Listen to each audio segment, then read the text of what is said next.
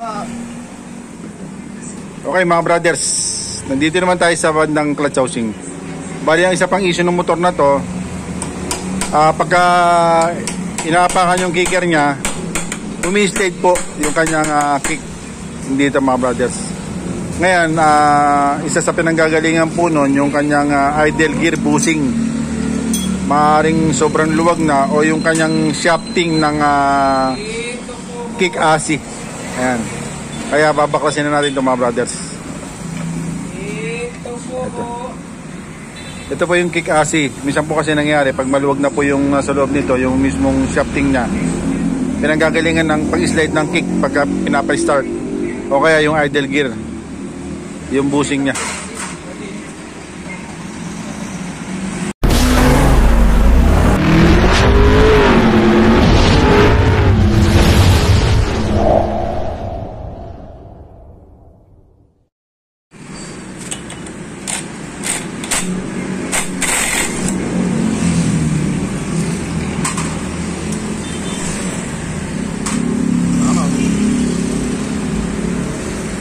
Sama yung hub. Ito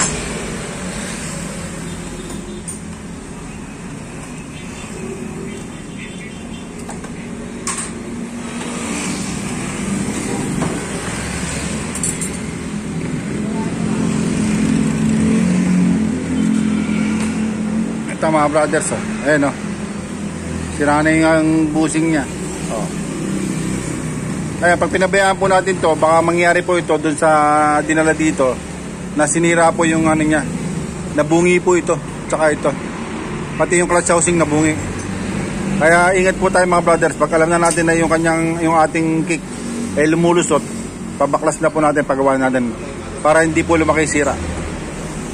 Ayan, ayan, ang laki, oh.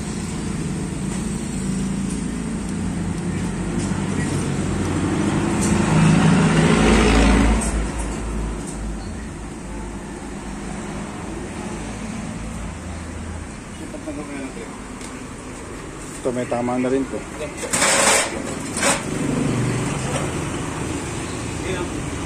Ito nasisira ito mga brothers pag napabayaan yung bushing. Okay na, tingnan ko na yun. Sa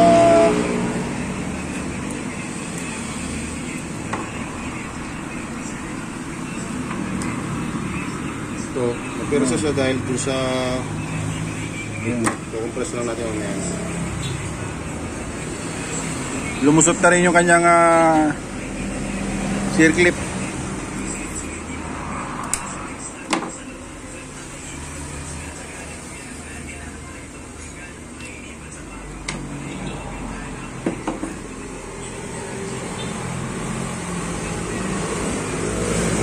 Ito may damage yung mag-asawa pati itong lining. Ito. Pero ito okay, tsaka yung plate, bali ito problema, tsaka ito, tsaka itong circlip, tsaka yung bushing. Nasaan yung ano? Idle gear.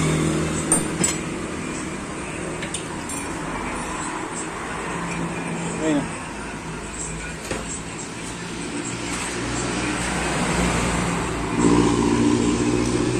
Tsaka ito mga brothers, papalitan natin ng bushing sa loob.